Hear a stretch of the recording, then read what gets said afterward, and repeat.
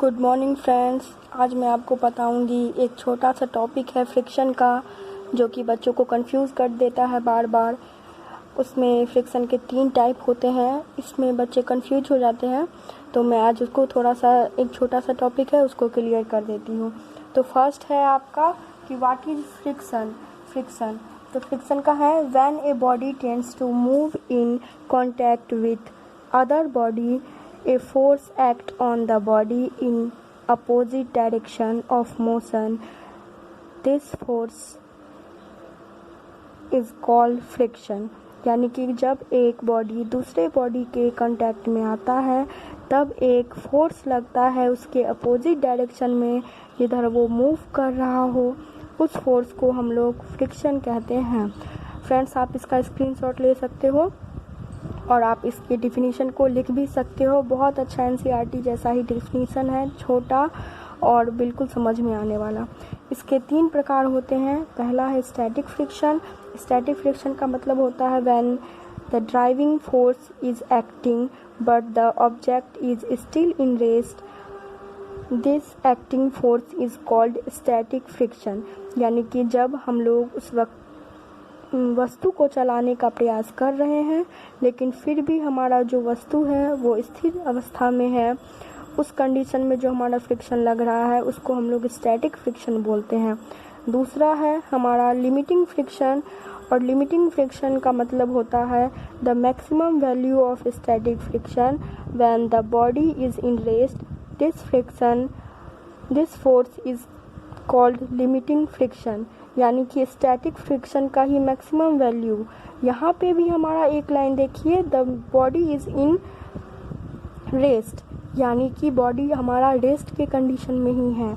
जब हम static friction का वैल्यू बढ़ा देंगे तब जो हमारा लिमिटिंग फ्रिक्शन बन जाएगा वही स्टैटिक फ्रिक्शन। यहाँ पे भी हमारा बॉडी जो है वो रेस्ट के कंडीशन में ही है, बस एकदम चलने पर है, अभी चल नहीं रहा है, चलने पर है। इससे अगर थोड़ा भी हम अगर बॉडी ड्राइविंग फोर्स अगर देंगे, हम लोग थोड़ा भी और अगर बॉडी को चलाएंगे तब हमारा बॉडी में जो फ्रिक्शन होगा उसको हम लोग डायनेमिक फ्रिक्शन बोलेंगे, और तब हमारा जो वस्तु होगा वो चलने लगेगा। तो तीसरा है हमारा डायनेमिक और काइनेटिक फ्रिक्शन। फ्रेंड्स, डायनेमिक और काइनेटिक का मतलब ही होता है गतिज। डायनेमिक मतलब गतिज, कोई चीज़ जो है वो मूवमेंट कर रहा है। काइनेटिक का भी मतलब होता है गतिज, यानी कि वो चीज़ रुका हुआ नहीं है, वो गति कर रहा है।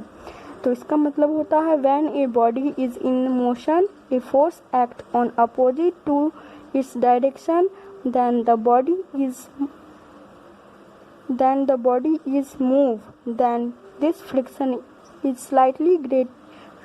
slightly decrease, this force is called dynamic friction। यानी कि जब हमारा बॉडी जो है वो मोशन में आ गया है, गति में आ गया है, उस समय जो है वो फ्रिक्शन जो है हमारा वो थोड़ा सा कम हो जाता है। यानी कि ड्राइविंग फोर्स बढ़ जाता है और हमारा फ्रिक्शन थोड़ा सा कम हो जाता है। उसी को ओवरकम करके, उसी को पीछे करके हमारा बॉडी जो है वो मूवमेंट शुरू कर देता है, और उस समय जब हमारा बॉडी गतिज अवस्था में आ जाता है उस बल को हम लोग डायनेमिक फोर्स बोलते हैं, और इस फ्रिक्शन को हम लोग डायनेमिक फ्रिक्शन बोलते हैं। तो देख लीजिए, उसका यही डायग्राम है आपका, ये बॉडी है हमारा, और उसका जो नीचे वेट लगेगा वो हमारा मास और ग्रेविटी के बराबर होगा।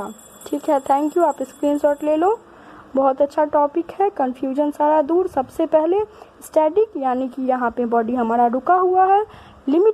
लिमिटिंग मतलब स्टैटिक से थोड़ा ज़्यादा, यहाँ पे भी बॉडी हमारा चल नहीं रहा है बट चलने के अवस्था में है। और डायनेमिक, जब हमारा बॉडी चलने लगा तब जो फ्रिक्शन लग रहा है उसको हम लोग डायनेमिक या फिर काइनेटिक फ्रिक्शन बोलते हैं। Thank you, have a nice day.